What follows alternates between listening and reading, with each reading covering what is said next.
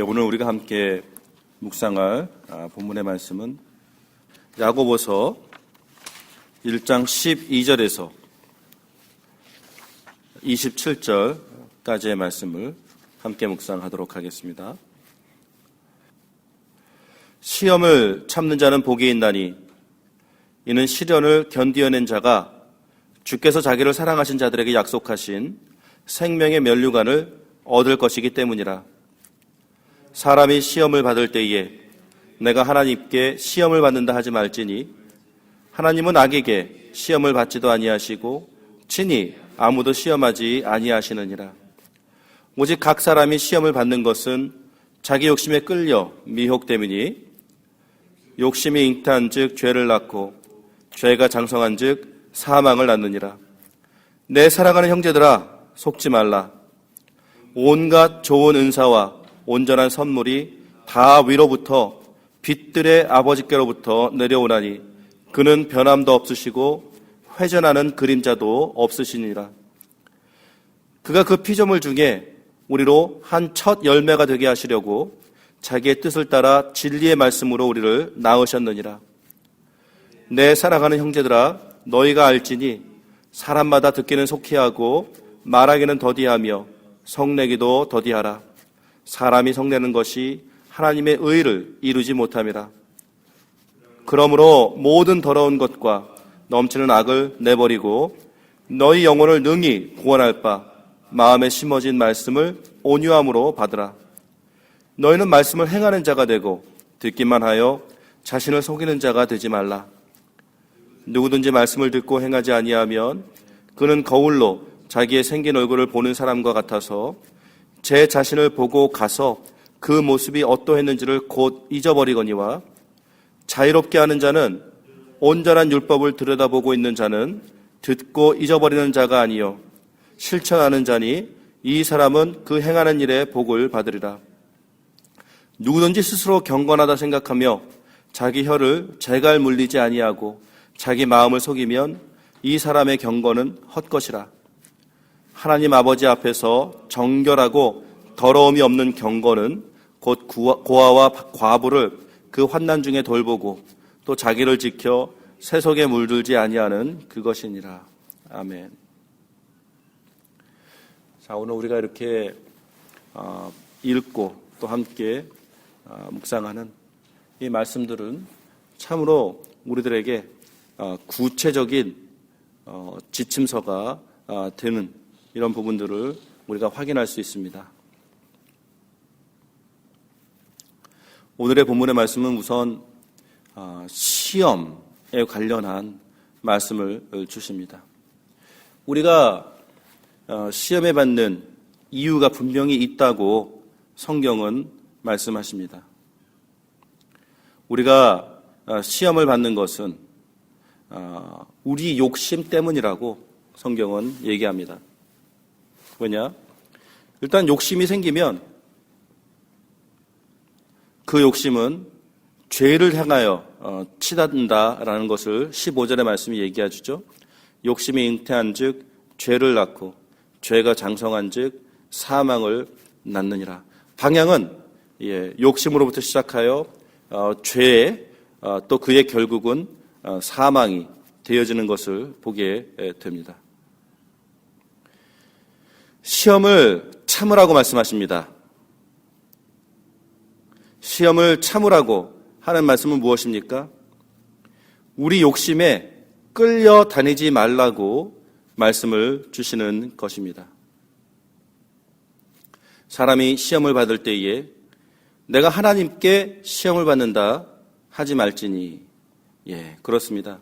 지금 우리가 시험을 받는 것은 내 욕심 때문에 내 스스로가 거기에 현혹이 되고 거기에 끌어당긴 바 되며 거기에 지금 이끌려지는 이러한 상황입니다. 죄를 향하여 지금 달려나가고 있고 그 목적지는 죽음입니다. 이렇게 욕심과 죄와 죽음의 근원을 하나님으로부터 왔다라고 말한다라는 것이 얼마나 어리석은 일인지 모릅니다. 시험을 참으라고 말씀하십니다. 그 욕심을 이겨내라고 말씀하십니다. 시험을 참는 자는 복이 있다. 이는 시련을 견디어낸 자가 주께서 자기를 사랑하시는 자들에게 약속하신 생명의 면류관을 얻을 것이기 때문이라. 그 반대의 방향이 여기 정확하게 제시되어지고 있죠. 욕심과 죄와 그 목적지가 죽음이라면 그것을 참는 자, 그 시련을 견디어낸 자, 그들에게는 하나님께서 자기를 사랑하는 자들에게 약속하신 생명의 면류관을 주신다라고 말씀하십니다. 그렇습니다. 하나님께서 약속하신 것은 죽음이 아닙니다. 생명입니다. 그래서 내 사랑하는 형제들아 속지 말라, 이렇게 다시 한번 우리들에게 경고하고 있습니다. 온갖 좋은 인사와 선물이, 온전한 선물이 다 위로부터 빛들의 아버지께로부터 내려오나니 그는 변함도 없으시고 회전하는 그림자도 없으시니라. 이렇게 욕심과 죄와 이 사망의 원인이 되어지는 이러한 일들에 반해서 온갖 좋은 것들, 또 온갖 좋은 선물과 온전한 선물, 똑같은 말이죠. 은사와 선물, 온갖 좋은 것과 온전한 것들은 다 우리 빛들의 아버지께로부터 내려온다라고 말씀을 해주시고 있습니다. 참 독특한 표현이 아닐 수가 없습니다. 빛들의 아버지께로부터 내려온다. 사탄을 우리가 얘기할 때에 거짓의 아비라고 얘기합니다. 우리가 하나님을 얘기할 때에 빛들의 아버지다라는 표현을 우리가 여기서 사용하는 것을 보게 됩니다. 요한복음 1장을 우리가 기억합니다. 그 빛이 어둠의 빛이 되라고 하시는 그 말씀을 통하여 물론 깨닫지 못했지만 빛은 그 어둠을 밝히 비추어내는, 환하게 비추어내는, 그래서 거기에 숨겨져 있었던 온갖 은밀한 일들, 온갖 부끄러운 일들이 다 드러나는 이러한 기능을 하고 있습니다. 그래서 그 신실하심과 저 변함이 없으시고 또 이 그림자도 없으시는 이런 모습들을 우리들에게 다시 한번 말씀해 주십니다. 이러하신 분께서 그 피조물 중에 우리들로 하여금 한 첫 열매가 되게 하시려고 자기의 뜻을 따라 진리의 말씀으로 우리를 낳으셨느니라. 여기에 복합적인 표현들이 나옵니다. 첫 열매와 또 우리를 낳으셨다라는 이런 말씀들을 보게 됩니다. 그렇습니다. 우리는 주 안에서 새로운 피조물입니다. 우리는 주 안에서 새롭게 태어난 주의 자녀들입니다. 그러면서도 그러한 우리들이 하나님 앞에서 하나님의 목적은 우리로 하여금 첫 열매가 되게 하시기 위한 목적으로 우리를 자녀 삼아 주신 것을 여기서 다시 한번 확인해 주십니다. 이것은 무엇을 얘기합니까? 첫 열매가 무엇입니까? 이 성경에서 이야기하는 첫 열매는 이제 물거가 트인다라는 의미가 될 수가 있습니다. 이제 추수 시즌이 왔습니다. 그래서 첫 수확이 있었습니다. 첫 수확을 우리가 딱 추수하게 될 때에 이 첫 수확이 의미하는 것이 무엇이겠습니까? 앞으로 많은 추수가, 동일한 추수가 이제 앞으로 풍성하게 이어질 것을 상징하는, 의미하는 것이 됩니다. 다시 말해서 우리로 끝나는 것이 아니라 우리를 시점으로, 우리를 시작으로 이제 많은 주의 자녀들이 있게 될 것들을 이야기하는 그러한 구절이 아닐 수가 없습니다. 그렇습니다. 그러하기 때문에 주의 첫 열매로서, 빛의 자녀들로서 어떤 욕심과 죄와 이 사망으로부터 단절된, 구출을 받은, 그렇죠. 그래서 욕심과 죄와 이 사망, 사망을 낳는 것이 아니라 생명을 낳고 거기서 우리가 새롭게 태어남을 누린 자들, 빛의 자녀들로서 우리가 해야 되는 삶의 현장에서 이 행동의 지침들이 있는 것을 보게 됩니다. 19절, 내 사랑하는 형제들아 너희가 알지니 사람마다 듣기는 속히 하고 말하기는 더디하며 성내기도 더디하라. 여기 강조되는 것이 있죠. 비교되는 것이 있죠. 빨리 해야 되는 것과 천천히 해야 되는 것을 여기서 구분하고 있습니다. 비교하고 있습니다. 듣는 것은 속히 하고 말하는 것은 더디하라. 그리고 성내는 것도 더디하라. 사람의 성내는 것이 하나님의 의를 이루지 못함이라.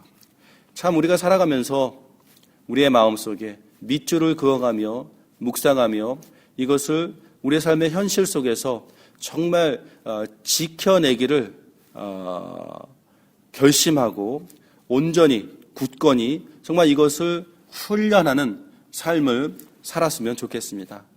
특히 우리가 이민 생활을 살아가면서 이민 생활의 현장 속에서 대충 듣고 말은 굉장히 앞서며 정말 우리 안에 우울증이라든가 조울증이라든가 정말 그 화가 치밀어 솟는 내 자신도 억제하지 못하는 이러한 내 안의 증상들을 정말 많이 경험하며 체험하며 하루하루를 살아가는 것, 이것이 오늘 우리들의 삶의 현장이 아닐까 싶습니다.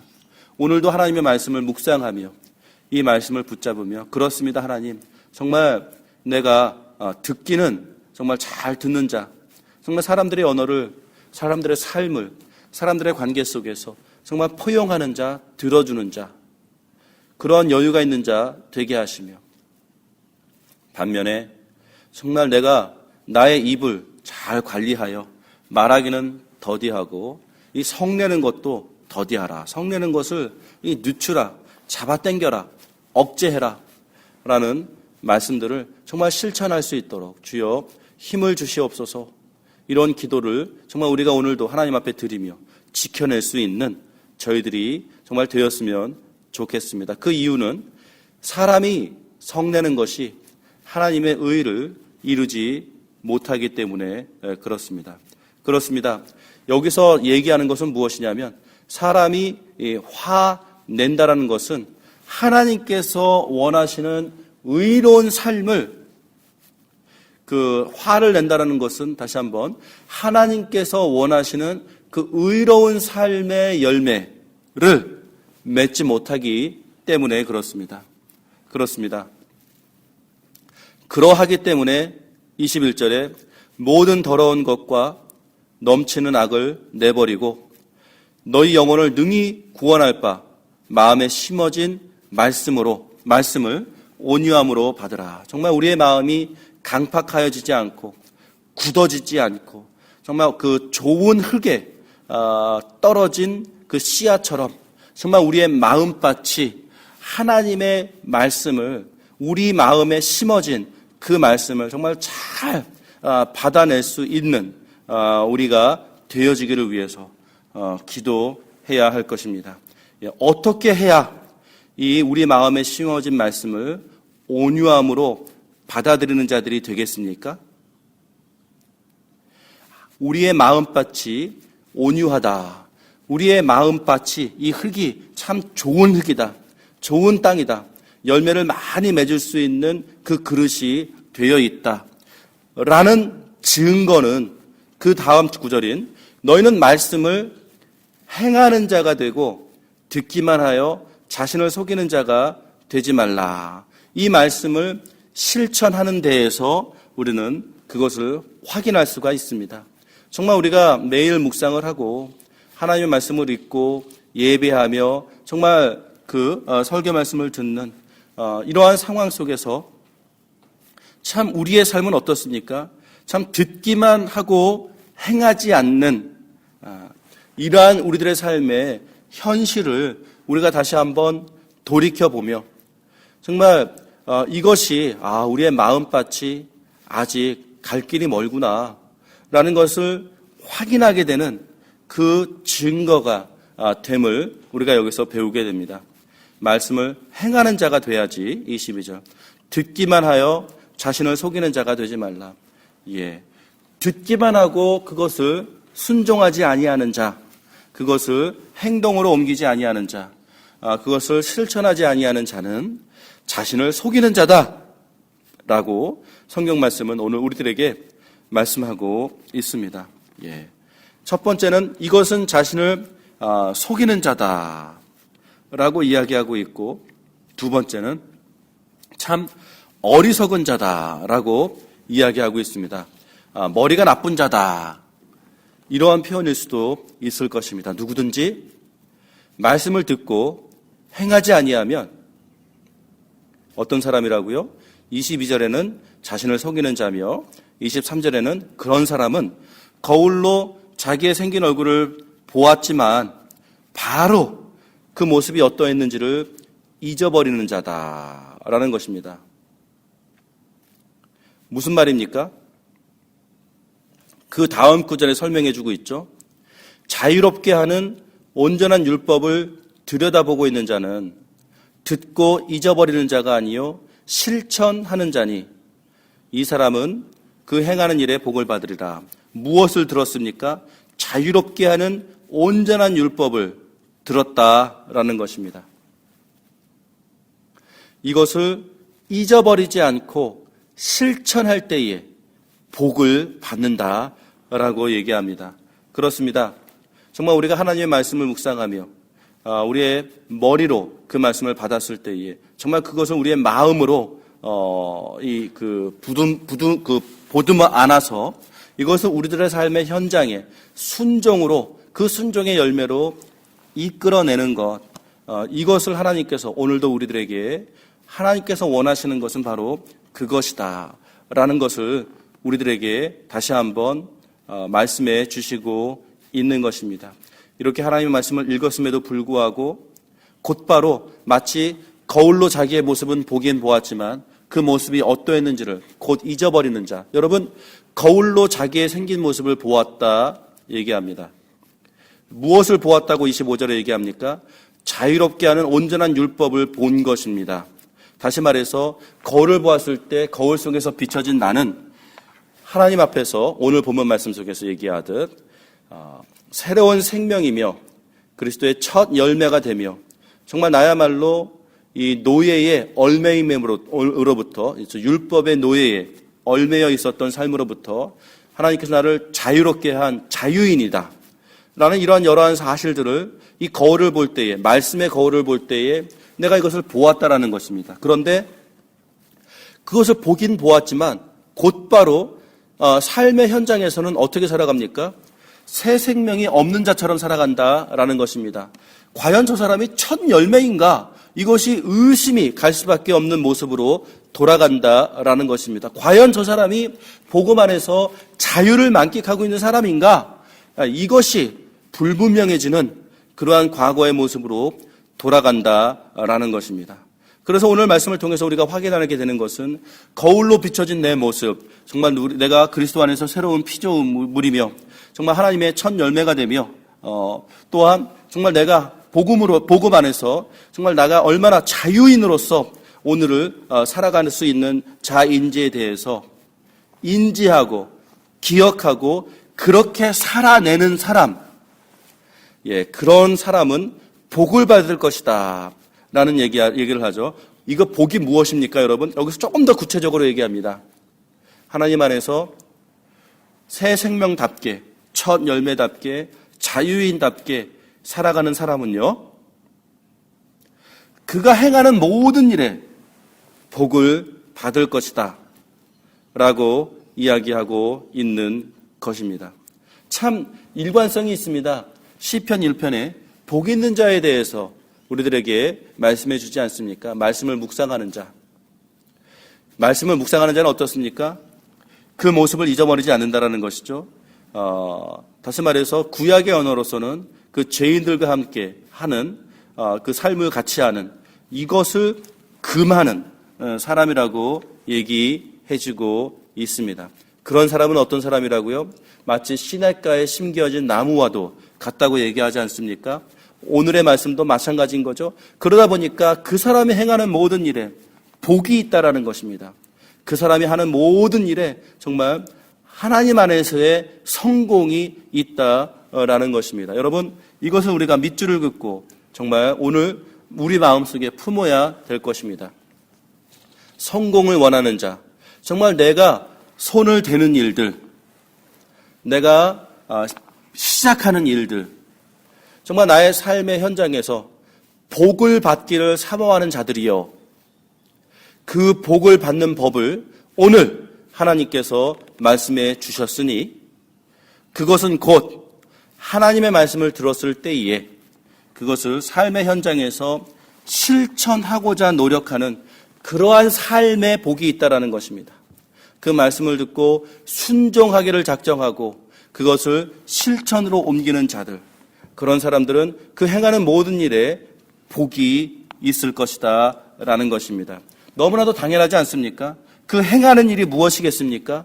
우리가 사업을 시작하고 학업을 시작하고 우리가 정말 사역을 시작하고 하여튼 어떠한 일들을 시작할 때에 그 시작하는 그 구체적인 일 하나하나 그것이 중요한 것이 아니라 그것을 시작함에 있어서 그 시작함이 곧 말씀의 실천을 확인하는 현장이 될 것이며 말씀의 실천을 확인하는 그 현장에는 하나님의 약속이 그 행하는 일, 그 시작하는 일, 그 벌이는 일, 그 연계된 그 일의 현장 속에 하나님께서 복을 부어주신다라는 것입니다. 형통함이 있다라는 것입니다. 이것이 맞물려서 같이 간다라는 것입니다. 이것이 우리들에게 얼마나 오늘을 일깨우는 지혜가 되는지 모릅니다. 왜냐? 사람들은 본능적으로 일단 일이 많고 벌려놓은 일들이 많으면 우리는 본능적으로 바쁘다라고 생각합니다. 그리고 바쁘다라고 함이 하나님의 말씀을 조금 망각하고 하나님의 말씀을 좀 덮어놓고 그것을 실천에 옮기는 일을 조금 미루는, 그것을 정당화시키는 이유로 삼지 않습니까? 바빠서 하지 못한 것뿐입니다 라는 핑계를 우리가 댑니다. 그런데 바빠서 미루고 바빠서 하지 못하다 보니까 정말로 바쁠 수밖에 없는 그 일의 현장 속에 열매가 맺히지 않는다라는 겁니다.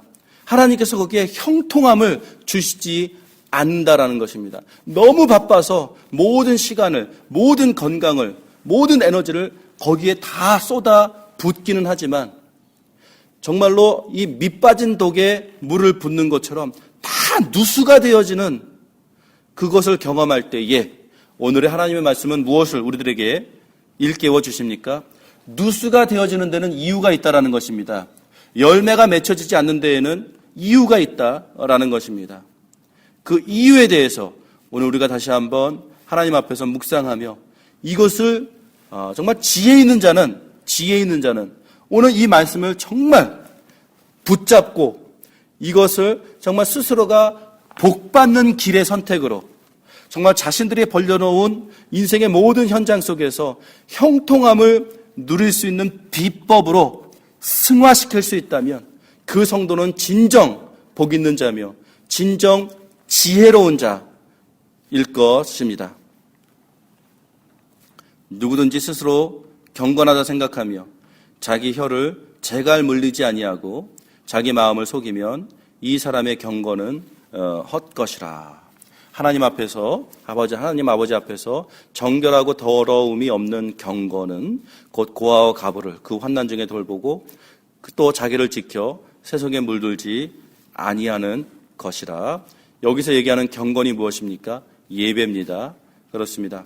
우리가 예배자로 살아가는 삶, 정말 예배의 현장,